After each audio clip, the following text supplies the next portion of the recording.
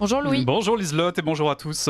Alors vous faites justement le lien avec notre précédent entretien sur le service public en vous posant cette question, mais où passe notre argent ? Et oui, j'ai envie de vous parler d'argent, de thunes, de flouze, d'oseille, car on s'est souvent demandé dans cette matinale ce que devenait ce pognon prélevé chaque mois. Et la semaine dernière, nous avons eu quelques éléments de réponse. L'économiste François Langlais expliquait en effet que notre surendettement était en grande partie dû au financement délirant de la campagne électorale d'un certain Macron en 2022.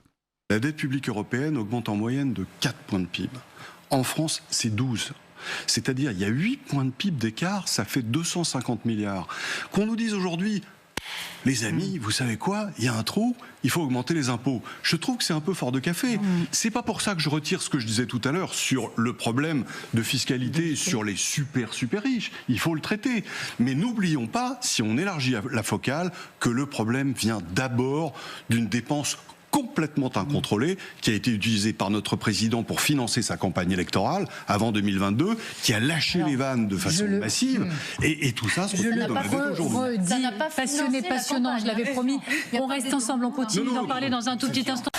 On sent que le sujet dérange, et on voit encore cette manie qu'a l'État de vouloir créer chaque jour de nouvelles aides, comme offrir un lave-vaisselle aux plus pauvres grâce aux subventions de notre très très chère caisse d'allocation familiale.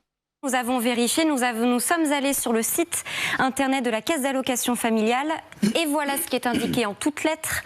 Vous avez besoin d'équiper votre logement, vous avez besoin d'acheter du matériel électronique, nous pouvons vous aider. Alors en quoi consiste cette aide ? Le lave-vaisselle en fait-il partie ?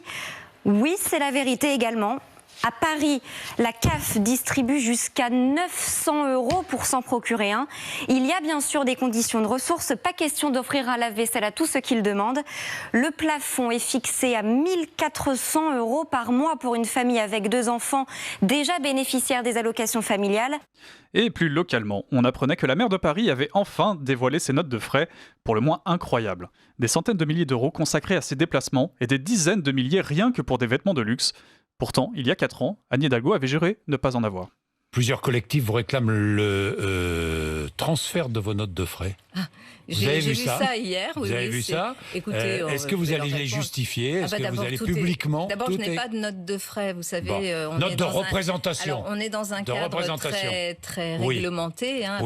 Et c'est un peu gonflé, venant d'une femme issue d'un camp politique qui ne cesse de nous faire la morale pour nous imposer un nouveau mode de vie face au réchauffement climatique, y compris, selon cette même Hidalgo, dans notre manière de nous habiller.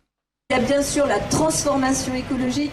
Il est hors de question de penser qu'on va pouvoir vivre comme avant.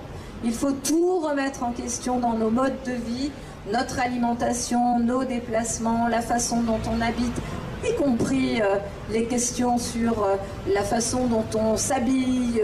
Tout cela est remis en question. Un comportement hypocrite et insupportable au vu des dépenses faramineuses et surtout pas très écologiques de la maire de Paris. Et ce serait, selon le journaliste Sébastien Ligné, un trait marquant de sa personnalité. 30 000 € quand elle est à Tahiti pour vérifier les installations des épreuves de surf pour les Jeux Olympiques de Et elle a Paris. assisté au mariage de sa fille. Et en plus, accessoirement, non mais 30 000 € de dépenses téléphoniques. Enfin, elle faisait des appels à qui ? À Thomas Pesquet dans la station. Non mais sans déconner, c'est hallucinant. En fait, je suis désolé, c'est une flambeuse, tout le monde le sait. C'est une flambeuse. Le problème, c'est qu'elle fait avec notre argent. Et c'est dans cette ambiance d'endettement et de dépenses colossales que le service public nous survend un produit déjà périmé, la taxe Zuckman. Il suffit de voir la programmation presque indécente de France Télévisions qui met en avant ce Gabriel Zuckman dont personne n'avait entendu parler jusque-là. L'eurodéputé Sarah Knafo nous en dit un peu plus sur son profil. Monsieur Zuckman, donc un économiste d'extrême gauche, qui a signé des tribunes de soutien au programme de Jean-Luc Mélenchon. Ça, je ne l'ai jamais entendu sur les milliers d'interviews qu'il a fait durant ces précédents jours. Le fait qu'aujourd'hui, les Français se positionnent plutôt pour. Ça n'a rien d'étonnant quand on voit le matraquage et la propagande ces derniers jours. Si on vous fait le planning de Monsieur Zuckman ces derniers temps, c'est France Inter le lundi, France 2 le mardi, France 5 le mercredi, France Culture le jeudi, C'est dans l'air le vendredi. Enfin bref, il y a tout le service public qui l'invite, on le démaquille plus.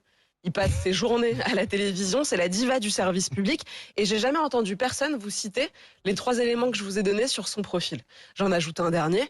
Il a un think tank fiscal européen qui est financé par la fondation de George Soros. Donc on voit que ce monsieur ne vient pas de nulle part. Ah, c'est bon à savoir. Hein. Et l'eurodéputé poursuit son analyse en dénonçant l'aspect ouvertement militant de ce service public qui nous coûte plusieurs milliards chaque année. J'observe une forme de radicalisation chez Delphine Ernotte depuis qu'elle a obtenu son 3e mandat, que je trouve absolument choquante. C'est-à-dire qu'on aimerait plutôt qu'elle s'occupe de ces journalistes militants qui complotent avec le Parti socialiste dans des cafés du 7e arrondissement, plutôt qu'elle vienne insulter les millions de Français qui regardent CNews parce qu'ils en ont assez de se faire matraquer par la propagande du service public qu'ils payent encore une fois avec leur argent. Alors c'est quoi la solution ? C'est de privatiser le service public. Tout le service public ? Tout le service public. Alors là, vous pensez que vous allez trouver des acheteurs pour 5 chaînes de télé ? J'adore cette question, elle est très intéressante. C'est important, ça veut dire que c'est tellement nul que personne ne voudra acheter. Moi, je pense que les gens achèteront quand même, que ça intéressera, mais j'adore la question et le sous-entendu. Et Sarah Knafo dénonçait avec justesse la radicalisation de la patronne de France TV, Delphine Ernotte. Mais n'oublions pas non plus sa soumission totale et son admiration presque gênante pour Emmanuel Macron. Une scène datant de 2024 illustre ce malaise. Moi, je suis pas timide, mais il n'y a qu'une personne qui vraiment me met parfois en difficulté, pour de bonnes raisons, c'est le président de la République. Donc j'ai essayé de conserver, de chasser ma timidité en dépit de votre présence gracieuse. Comment faire aussi bien qu'être reçu par le président de la République ? Ou alors dire que le service public est de gauche, rien d'étonnant, hein, mais c'est surtout venant de la personne qui l'avoue que ça devient surprenant. Et si même Jean-Michel Apathy le reconnaît, c'est que ça doit être un peu vrai. Est-ce que France Inter est une radio de gauche ? Pas que France Inter. De gauche, oui, il doit y avoir une sensibilité plutôt de gauche que de droite, mais c'est assez mou, je trouve, c'est assez mollassant. Ah bon ? Et cette gauche molle, évoquée par Apathy, se montre suffisamment radicale pour propager des mensonges en direct, comme l'a fait une journaliste du Monde sur France Inter en commentant les propos du défunt Charlie Kirk pour aller plus vite. Il allait dans les campus pour défendre ses idées. C'est quelqu'un qui n'avait pas peur, disons, des formules. Il disait que, par exemple, l'amour entre deux hommes était une abomination. Il n'avait pas peur non plus de dire que les femmes noires n'avaient pas les capacités intellectuelles pour être prises au sérieux, que Joe Biden méritait la peine de mort. Si, c'est vrai. Non, en fait, je termine il y a simplement. Un journaliste au Washington Post qui vient d'être licencié pour relancer dans le débat public, et c'est pas vrai. Il a dit ça de femmes spécifiques qui ont dit d'avoir eu leur poste par la discrimination positive pour critiquer la discrimination positive. Mais il n'a pas dit que les femmes noires n'ont pas cette capacité. Ça, c'est l'intervention d'Iachamouk, mais on laisse finir. C'est très important il a énuméré des noms de femmes d'être tué et de ne pas dire qu'il a dit des choses qu'il n'a pas dit. On peut citer in extenso ses propos, mais c'est pour aller plus vite et pour expliquer le fond de son positionnement politique. Et restons un peu sur France Inter, où une scène folle s'est produite dans les couloirs de Radio France. Pascal Praud nous révèle qu'un éditorialiste habitué de CNews a été violemment pris à partie par un certain Patrick Cohen, visé lui-même par des vidéos accablantes dévoilées par l'Incorrect. L'éditorialiste qui vient régulièrement ici, que je ne citerai pas, est allé sur France Inter. Il a été pris à partie par Patrick Cohen, d'une manière assez virulente, avec des mots qui ont été échangés assez forts. Et ces mots étaient tellement virulents, tellement forts, que le directeur de la rédaction, M. Philippe Corbet, directeur de France Inter, s'est excusé. Et tous les gens de la radio se sont excusés du comportement de Patrick Cohen. Ça s'est passé cette semaine dans les couloirs de France Inter, et les excuses de Philippe Corbet, je le répète, directeur de France Inter, on dit voilà, c'est Monsieur Cohen, c'est pas la radio, d'ailleurs il fait une pige, je crois, à France Inter. Donc voilà le climat qui règne aujourd'hui de ce monsieur mal élevé, mal embouché, qui parle mal aux uns et aux autres et qui ne supporte pas qu'on l'attaque. Et cette affaire Cohen-Legrand fait paniquer tout ce système bien pensant qui tient encore aujourd'hui les rênes, mais plus pour très longtemps. Surtout quand on entend les arguments de défense avancés par l'un des protagonistes, Thomas Legrand, pour justifier le fait qu'il déjeune avec des politiques. Quand je déjeune avec des hommes politiques, c'est jamais seul, jamais tout seul comme journaliste, plusieurs journalistes.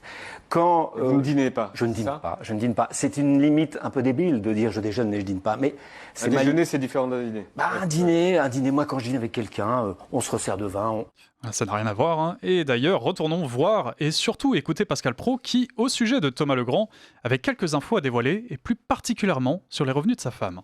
Monsieur Legrand, sa femme, qui manifestement a une association, et tous ces braves gens, entre 2022 et 2025, le département de Seine-Saint-Denis, présidé par Stéphane Troussel, porte-parole du PS, leur a accordé plus de 60 000 € de subventions. un département où ils sont particulièrement implantés. Sur cette période, 7 000 € ont également été octroyés par la ville de Paris et près de 10 000 € par la commune du Pré-Saint-Germain, dont le maire est Laurent Baron, secrétaire national du PS. Si ça, on va me dire, c'est la femme, c'est l'objectif. Alors l'association Transsonore, c'est un atelier de reportage radio fondé par la journaliste Laure Vatrin, qui est la femme de Thomas Legrand. Voilà, et avec tout ça, j'avoue très volontiers à nos auditeurs que je ne savais pas comment clore cette chronique avec toute cette mafia qui s'autofinance et gouverne main dans la main pour cracher à la figure de tous ceux qui oseraient les dénoncer. Je vais plutôt terminer par une séquence qui illustre ce mépris et qui revient sur le thème de la mort de Charlie Kirk, que j'avais traité dans ma précédente chronique. Écoutez ce qu'on peut entendre en plein direct, sans aucune modération du présentateur, pendant l'hommage aux jeunes conservateurs. Des images très impressionnantes qui nous proviennent de l'Arizona, Glendale, à côté de Phoenix, le lieu des funérailles. Le président américain va bientôt parler, le vice-président va bientôt parler, tout le banc et l'arrière-banc du pouvoir MAGA est en place. Il y a même Elon Musk. Comment Franklin Delano Roosevelt verrait ça? Judith Pérignon, vous qui avez tellement travaillé sur lui. En fait, la première fois que j'ai vu l'image là, avec vous, j'ai pensé à ces rassemblements nazis qu'il y avait aux États-Unis dans les années 30. Il y avait des grands rassemblements. Oui, au Madison Square Garden. Totalement, voilà, le Madison Square Garden. Et Franklin Roosevelt était très conscient que le nazisme était aussi aux États-Unis. Il n'arrêtait pas de le dire. Et c'est vrai que c'est quelque chose qu'on a l'image des États-Unis qui ont débarqué, sauvé l'Europe. Ce qui est vrai aussi. Ce qui est vrai aussi. Mais Roosevelt, FDR, était très conscient que le nazisme était aux États-Unis. Le suprémacisme blanc américain est complètement connecté à la pensée raciale d'Hitler. Donc tout ça est très lié. Et toutes ces images-là me renvoient à ces rassemblements des années 30. Allez, un dernier pour la route, pour enfoncer encore un peu plus le clou. Adèle Rosner évoquait ce rapport accablant de la Cour des comptes sur les finances de France TV. Mais souvenons-nous que cette même Cour des comptes, présidée par le socialiste Pierre Moscovici, n'a pas hésité à retarder volontairement un rapport gênant au moment de la loi immigration. Eh bien, selon le journaliste Paul Amar, tout porte à croire qu'elle a récidivé. Madame Ernotte a été renouvelée par l'Arcom il y a quelques jours. Est-ce que ce rapport de la Cour des comptes, l'Arcom le connaissait, aurait pu le connaître ou pas? Oui. Et ça, c'est une vraie question, si vous me permettez. Ce rapport a été fait avant le mois de mai. Il aurait dû être remis au mois de mai. Il a été mis sous le boisseau, mais dans un tiroir, parce qu'il fallait reconduire Madame Ernotte. Si ce rapport avait été publié... Et vous avez la preuve de ça? Oui. Une source infaillible. D'accord. Infaillible. Bon. Non, mais c'est important. Qui connaît le service public sur le bout des doigts. Donc voilà, ce rapport aurait dû être publié en mai. Il a été publié après la reconduction de Madame Ernotte. L'Arcom aurait été contrainte de ne pas reconduire Madame Ernotte, tout simplement. Mais il fallait sauver la soldate Ernotte. Et pourquoi? Parce qu'elle est proche du pouvoir?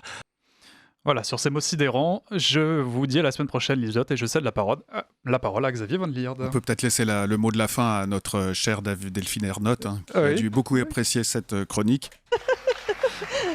Quel enfer. Voilà. Merci Louis pour cette chronique. Merci Liselotte.